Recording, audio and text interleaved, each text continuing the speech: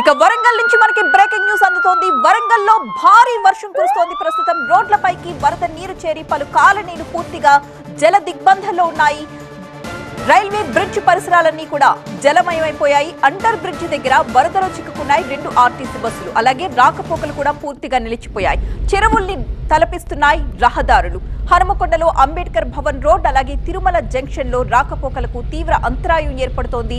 అనేక ప్రాంతాల్లో ఇళ్లలోకి వరద చేరిపోవడంతో అక్కడ జనం అంతా అవస్థలు పడుతున్నారు. ఒకసారి ఆ రోడ్డు మీద రహదారుల మీద దృశ్యాలు కూడా మనం చూడొచ్చు. పూర్తిగా పెద్ద సంఖ్యలో వరద నీరు ఇలా రహదారుల్లోకి అలాగే కాలనీల్లోకి వెళ్లిపోయి ఇళ్లలోకి కూడా వెళుతున్న పరిస్థితితో జనమంతా తీవ్రంగా ఇబ్బందులు పడుతున్నారు. అక్కడ తాజా పరిస్థితి వివరించడానికి మా ప్రతినిధి పెద్దేశ్ సిద్ధంగా ఉన్నారు.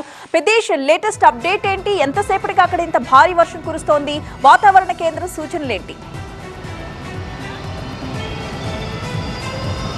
ఉదయం నుండి దంచి కొడుతున్న వర్షం వరంగల్ నగరాన్ని ఒక్కసారిగా అతలాకుతలం చేసింది.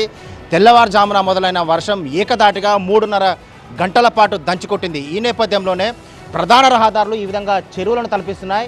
ఇది నిత్యం రద్దీగా ఉండేటువంటి ప్రదేశంలో ఈ విధంగా చెరువులా మారాయి. ఇంకొక వైపు వరంగల్లో ఉన్నటువంటి అండర్ రైల్వే గేట్ ప్రాంతంలో ఉదయం ఒక్కసారిగా వరద నీరంతా అండర్ రైల్వే గేట్ ప్రాంతంలోకి చేరడంతో ఆ మార్గంలో వెళ్తున్నటువంటి 2 ఆర్టీసీ బస్సులు ఆ వరదలో చిక్కుకున్నాయి. ఈ నేపథ్యంలో అక్కడ చిక్కున్నటువంటి ప్రయాణికులు ఆ బస్సులు కూడా ఎటు ముందుకు వెనుకకు ఎటు వెళ్ళలేని పరిస్థితి. ముందు వైపు కూడా ఒక ఆటోతో పాటు ఇతర వాహనాలు కూడా అందులో చిక్కున్నాయి. ఈ క్రమంలోనే వెంటనే అక్కడికి చేరుకున్నటువంటి పోలీసులు ఆ బస్సులో చిక్కున్నటువంటి ప్రయాణికులను అక్కడి నుంచి సురక్షితంగా బయటకు తీసుకొచ్చారు. ఇకపోతే ప్రధాన రహదారులు చాలా వరకు ఇదే విధంగా చెరువులను తలపిస్తున్నాయి. ఇళ్లలోకి నీరు చేరాయి. ఇక్కడ చూస్తున్నటువంటి పరిస్థితి ఆ షట్టర్స్ లోపలికి కూడా అక్కడ చాలా ఎంత దయనీయంగా వరద నీరు అంటే బయటికి వెళ్ళే పరిస్థితి లేదు. వరద నీరు అంతా ఇక్కడికక్కడే చిక్కుకుపోయినటువంటి పరిస్థితి.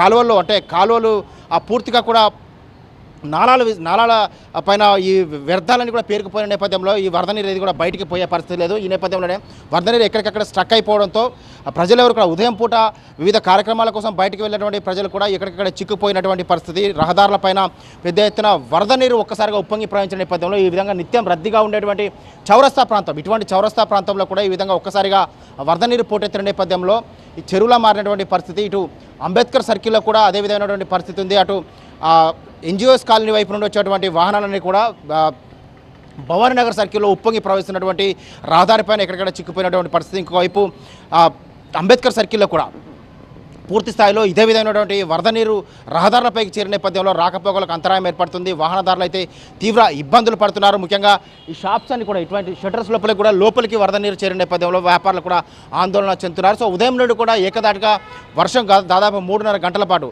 వరంగల్లో 6 సెంటీమీటర్ల వర్షపాతం నమోదైంది. హన్మకొండలో కూడా 5.5 సెంటీమీటర్ల వర్షపాతం నమోదైంది. ఈ వర్షం ఏకదాటగా నిర్విరామంగా కొట్టిన నేపథ్యంలోనే ఈ విధంగా రహదారులన్నీ కూడా చెరువులను తలపిస్తున్న నేపథ్యంలో వాహనదారులు తీవ్ర ఇక్కట్లు పడుతున్నారు. ఇది వరంగల్ నగరంలో ఉన్నటువంటి పరిస్థితి.